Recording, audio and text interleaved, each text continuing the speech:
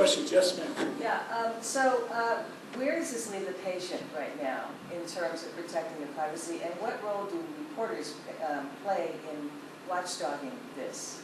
We're talking about California? Yeah, the question was about what role reporters play in watchdogging this patient issue of privacy. And what are patients left with in terms of understanding what's going on and being able to follow what's happening to their records? I mean, do they have a choice as to how the records get stored, or are there consent forms they have to sign, or where's the patient right aspect of this here? That's one of the big discussions that's been occurring around health information exchange. With the exchange with your information, you're traveling, you're in an emergency room somewhere, they need your information from California. That's electronic health information exchange.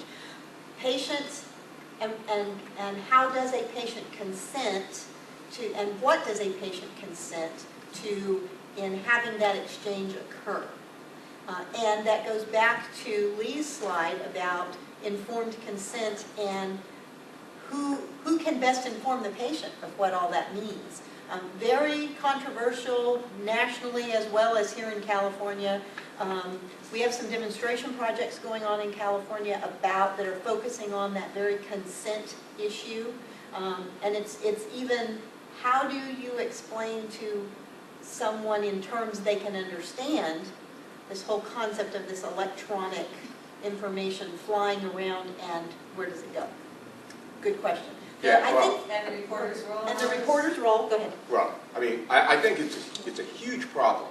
I mean, it's a huge, huge problem. I mean, the reason why I showed you those slides with all the crazy arrows was just to make as clear as possible that no ordinary person has any idea what they agreed to. They agreed to their data. Well, I mean, they don't, even without the electronic stuff, right? Right. What they know about data flows. Because those data flows are current, Right. not electronic data.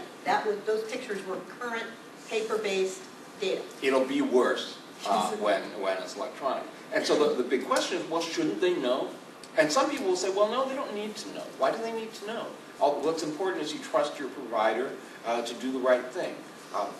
Part of the debate is that a lot of people are saying, well, wait a minute, it's got to be, any trust you have has got to be based on some kind of knowledge. There needs to be more education. And then that goes to the question, well, who's going to do that? I mean, how much time will it take for every, I mean, can you even imagine the expense of your doctor, of all of our doctors explaining to all of their patients the sort of stuff that we've been talking about for the last, that you've been talking about here for the last day and a half. That's really, really hard. Or those 5 million patients in the emergency rooms. Right. Which is why I think, reporters have an amazing opportunity and an obligation in this area to talk more about things like the data flows, to expose to the public what is really happening with the data, not just in the context of the sort of sexy, oh, there's been a big data spill. I mean, to me, that's a given. These things are going to happen. But a lot of those are accidental. It's as important to understand where the system sends data because of why it thinks it's best for us, as it is to look at the assets, right? Most people, when we start talking about behavioral advertising and online stuff or all sorts of data, people didn't know about giant data brokers like Axiom or ChoicePoint or whatever until they had a few breaches. And yet all of this data that we produce throughout the commercial world flows into these giant buckets that people aren't aware of, and they need to be. All right. Yes.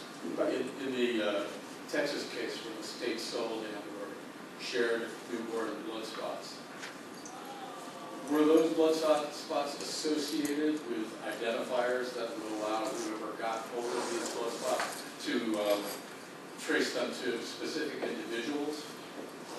And if not, if they were truly anonymous, and if, as you pointed out, most of the time it's very hard to get representative data for genetics studies, and this would represent an opportunity to do so in an unprejudiced way. What's so bad about that? Well, I mean, I think that the key question there is it possible to de-identify tissue? I personally don't believe you can.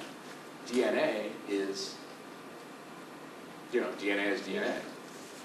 It's, de-identification has been a trusty tool for sharing data for research without compromising people's privacy.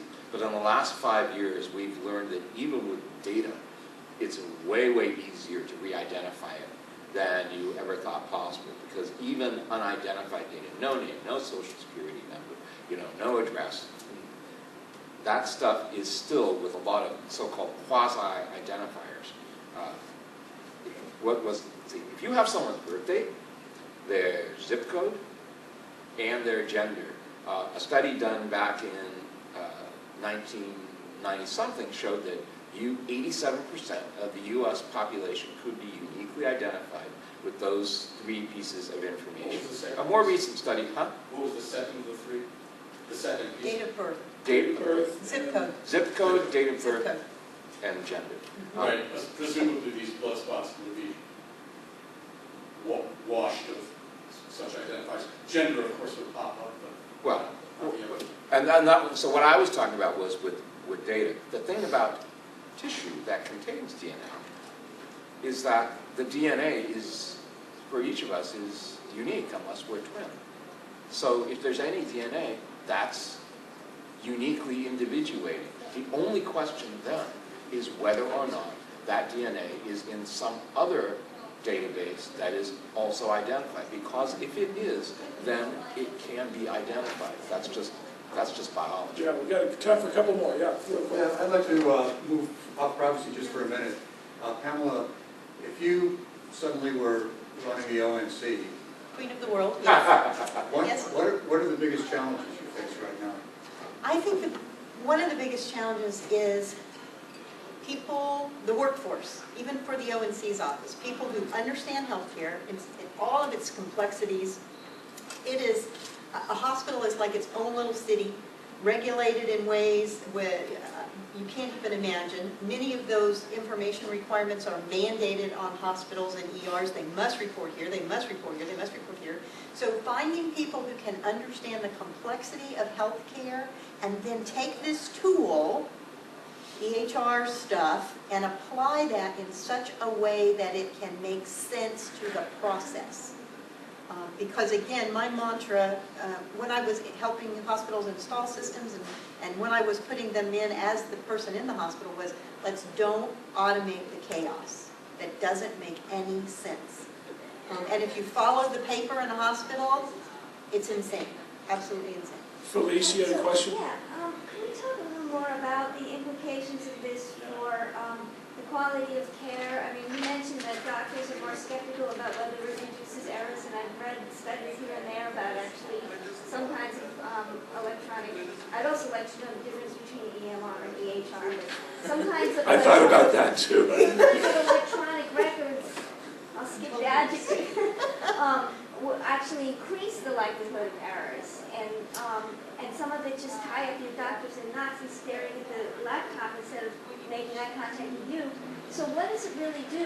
Is it good or is it bad in terms of patient care? Well, and at this point in time, it depends on who you ask, because there have been studies, I believe it was American Journal of Medicine, I may not be correct on that, that did a study, and doctors said, look, yeah, they have these drug interaction screens that pop up, but they pop up all the time, so I ignore them. And so, again, it goes back to, this is not the panacea, this doesn't fix everything, it's how do you apply it and how do you use this tool. They get this fatigue of pop-ups, and then it's like when you turn on your work computer, I'm sure something comes up that says that you agree that you will only use this in the manner in which you're supposed to use this, blah, blah. Do you ever read it? Do you ever even see it anymore? So the quality piece of it, I think in combination with ICD-10, which I didn't talk about specificity in the codes and things, is going to make being able to get informed information and draw conclusions from the data much simpler. because there's an incredible specificity embedded in those codes. So they're not going to have to go pull records, print records, look at screens for that data. It's going to be just there in front of them, embedded in those codes. So I think we're going to have a richer data reporting than we have now, because they're just going to be more data embedded in the reporting. I don't know if that answered your question or not. All right, if you have further questions, our panelists will be here. Let's give them a round of applause. They did great.